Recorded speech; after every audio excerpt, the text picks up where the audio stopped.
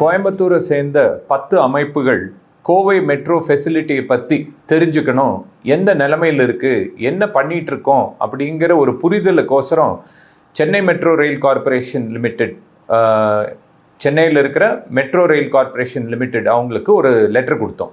அந்த லெட்டர் வந்து நாங்கள் சென்னை வர்றோம், எந்த ஸ்டேஜில் இருக்குது டெவலப்மெண்ட் ஒர்க்ஸ்ன்னு எங்களுக்கு கொஞ்சம் தெரிஞ்சுக்கணும்னு ஒரு பிரியம் இருக்குது அப்படின்னு சொல்லி ஒரு ரெப்ரசன்டேஷன் கொடுத்தப்போ அவங்க வந்து நாங்கள் கோயம்புத்தூர் வர்றோம், கோயம்புத்தூர் வர்றப்போ உங்களை நேரில் சந்திக்கிறோன்னு சொல்லி சென்னை மெட்ரோ ரயில் லிமிடெட்லேருந்து நம்ம டிஸ்ட்ரிக்ட் அட்மினிஸ்ட்ரேஷன், முனிசிபல் கார்ப்பரேஷன் எல்லாரும் சேர்ந்து ஒரு மீட்டிங் ஆர்கனைஸ் பண்ணியிருந்தாங்க. அந்த மீட்டிங்க்கு ஸ்டேக் ஹோல்டர்ஸ் கமிட்டி மீட்டிங்க்கு எங்களை இன்வைட் பண்ணியிருந்தாங்க. நாங்கள் போய் என்ன ஏதுங்கிறது கேட்டு தெரிஞ்சிட்டோம். 2011 வந்து கோயம்புத்தூரில் மெட்ரோ ஃபெசிலிட்டி க்ரியேட் பண்ணணும்னு சொல்லி யூனியன் கவர்மெண்ட் வந்து அனௌன்ஸ் பண்ணாங்க. 2021 அதுக்கப்புறம் பல வேலைகள் நடந்தது. 2021 வந்து டிபிஆர் ப்ரிப்பேர் பண்ணி பட்ஜெட் அலோகேட் பண்ணி 10,000 கோடிக்கு மேலே செலவாகும்னு முடிவு பண்ணி அது வந்து கவர்மெண்ட் ஆஃப் இந்தியாவுக்கு அப்ரூவலுக்கு அனுப்பிச்சாங்க. சில பேப்பர்கள், சில ரிப்போர்ட்ஸ் இல்லாததுனால அது திருப்பி அனுப்பப்பட்டது. அது மறுபடியும் மேற்கொண்டு திருப்பி மறுபடியும் எல்லா ரிப்போர்ட்டும் வச்சு அனுப்பிச்சு இப்போ அப்ரூவல் ஆகிற ஃபைனல் ஸ்டேஜில் இருக்கிறப்போ மறுபடியும் ஒரு ஸ்டேக் ஹோல்டர்ஸ் கமிட்டி மீட்டிங்க்கு எங்களை எல்லாத்தையும் வர சொல்லி பேசினாங்க இன்னைக்கு. அதில் மிஸ்டர் சித்திக் எம்டி சிஎம்ஆர்எல் அவர் வந்து விளக்கமாக என்னென்ன நடைமுறைகள் வரப்போகுது கோயம்புத்தூர் மெட்ரோ பொறுத்த வரைக்குங்கிறது ரொம்ப விளக்கி சொன்னார். நம்ம டிஸ்ட்ரிக்ட் கலெக்டர் இருந்தார், நம்ம கார்ப்பரேஷன் கமிஷனர், எல்லாரும் அஃபீஷியல்ஸ் நிறைய பேர் இருந்தாங்க.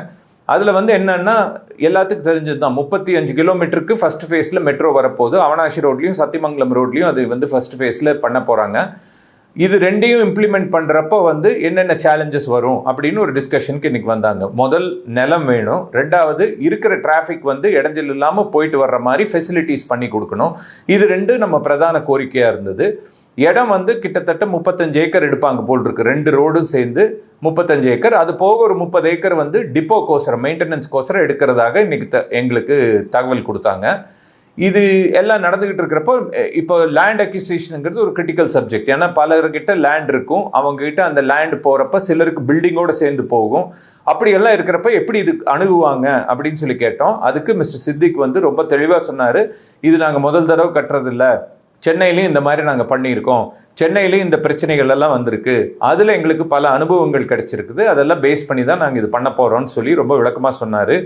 ரேட்டு, நம்ம ஒரு லேண்ட் எடுக்கிறப்போ கவர்மெண்ட் வந்து அந்த லேண்ட் எடுக்கிறாங்க அப்படின்னா மார்க்கெட் ரேட் கொடுத்து எடுப்பாங்க, நீங்கள் அதை பற்றியெல்லாம் கவலையே பட வேண்டாம்னு சொல்லியிருக்காரு. ரெண்டாவது, அது வந்து நீங்கள் கவர்மெண்ட் லேண்ட் எடுக்கும்போது அதுக்கு வந்து டேக்ஸ் இல்லை, நீங்கள் ப்ரைவேட்டாக ஒரு லேண்ட் விற்றீங்கன்னா அதுக்கு கேபிட்டல் கெயின் டேக்ஸ் வரும், இது வந்து கேபிட்டல் கெயின்ஸ் டேக்ஸ் இல்லைங்கிறதும் சொன்னார். அதுக்கப்புறம் ஒரு பில்டிங் இருக்கும், நம்ம வந்து ஒரு ரெகுலேஷனுக்கு வந்து ஒரு பில்டிங்கை என்ன வரைமுறை இருக்குதோ அதுக்கு தகுந்த மாதிரி நம்ம கட்டியிருப்போம். இப்போ இவங்க லேண்ட் எடுக்கிறதுனால அந்த வரைமுறைகள் இல்லாமல் போகும் அந்த பில்டிங்க்கு. அப்போ அது அன்ஆத்தரைஸ்ட் பில்டிங்கை அதை எப்படி எடுத்துக்குவாங்கன்னு கேட்டோம். அவங்க சொன்னாங்க அந்த மாதிரி எந்த குறைபாடுகளும் வராது, அது எல்லாமே என்ன இருக்கும் நாங்கள் பார்த்து தான் செய்வோம்னு சொன்னார்.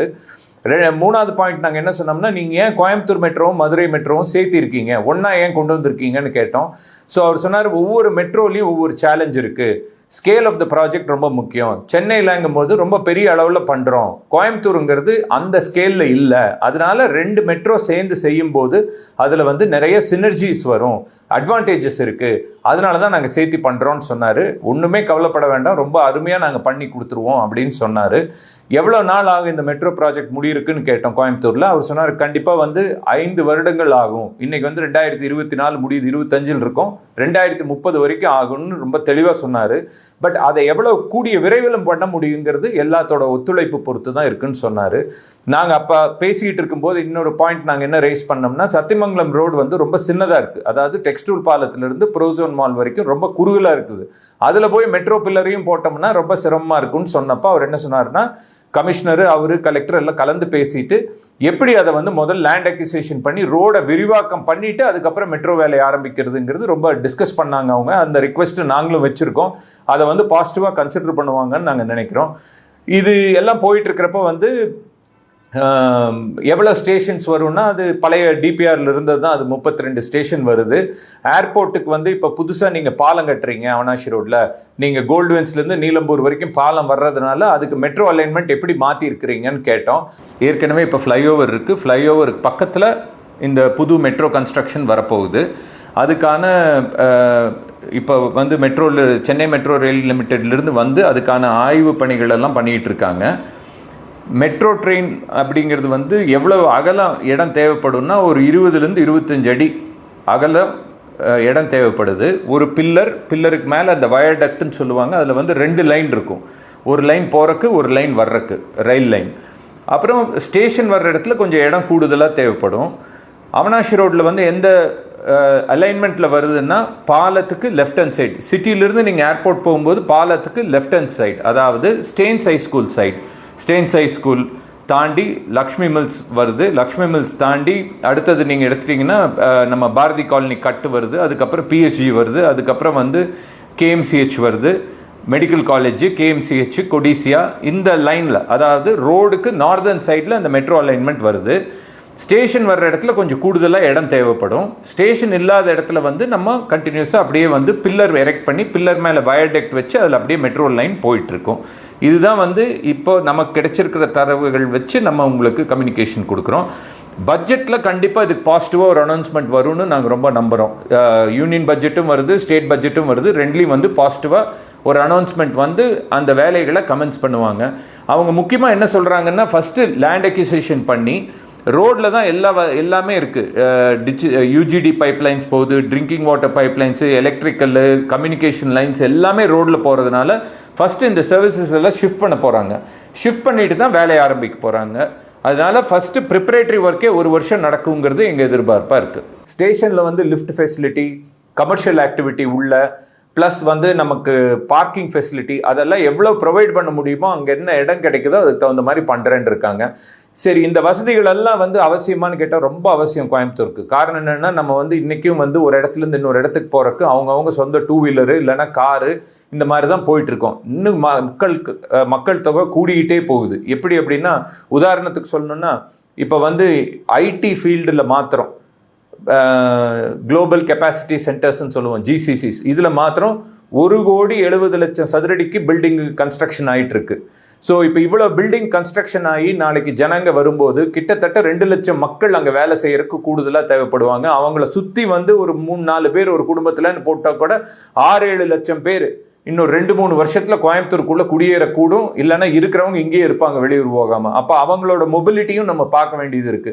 அந்த மாதிரி சமயங்கள்ல வந்து நம்மளுக்கு mass public transport, mass rapid and public டிரான்ஸ்போர்ட்டுங்கிறது ரொம்ப முக்கியம். அதுல மெட்ரோ வந்து ஒரு முக்கியமான அங்கமா இருக்கு. ஸோ இந்த சூழ்நிலைகள் இதெல்லாம் அனுசரித்து பார்க்கும்போது நமக்கு மெட்ரோ ஃபெசிலிட்டி ரொம்ப அவசியம். இது ஒரு ஃபேஸோட நிறுத்துறது இல்லை. இதுக்கப்புறம் செகண்ட் ஃபேஸு, தேர்ட் ஃபேஸு இதெல்லாமே வருது. செகண்ட் ஃபேஸில் வந்து அவங்க திருச்சி ரோடு, மேட்டுப்பாளையம் ரோடெல்லாம் அதில் கொண்டு வர்றாங்க. தேர்ட் ஃபேஸில் வந்து பொள்ளாச்சி ரோடு, பாலக்காடு ரோடு, அதுக்கப்புறம் ஈஷா வரைக்கும் கொண்டு போகிறதுக்கான ப்ரப்போசல்ஸ் எல்லாம் வச்சுருக்காங்க. சிஎம்ஆர்எல் வந்து ப்ரப்போசலோ பிளானோ பண்ணுறதில்ல.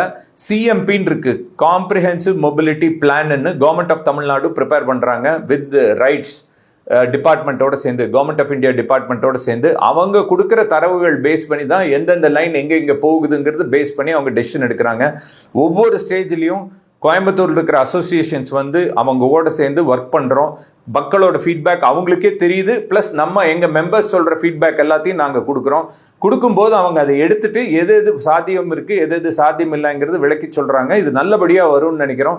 2030 கோயம்புத்தூர் வந்து ஒரு வளர்ந்த நகரமாக, மக்களுக்கு சௌரியமாக, ஒரு சுற்றுச்சூழலுக்கு ஏற்ற நகரமாக இருக்கணுங்கிறது எங்கள் குறிக்கோள். நாங்கள் வந்து ஒரு 10 அசோசியேஷன் இதுக்கோசரம் சேர்ந்து ஒர்க் பண்ணிட்டு இருக்கோம். மெட்ரோ மாத்திரம் இல்லை, மற்ற ஏர்போர்ட் ஆகட்டும், ரயில்வே ஸ்டேஷன் ஆகட்டும், ஹைவேஸ் ஆகட்டும், ஃப்ளைஓவர் ஆகட்டும், பைபாஸ் ரோடு ஆகட்டும், இதில் எல்லாத்தையும் நாங்கள் சேர்ந்து ஒர்க் பண்ணிட்டு இருக்கோம். நீங்களும் வந்து உங்கள் தரப்பில் நீங்கள் எங்கே இந்த சப்ஜெக்டுகளை பேச முடியுமோ பேசி எல்லாத்தோட கவர்னத்தையும் இதுக்கு ஈர்த்தீங்கன்னா மேற்கொண்டு இது நல்ல வசதிகளோட நம்ம நல்லபடியாக இது பண்ண முடியும்னு நாங்கள் நம்புகிறோம். வணக்கம்.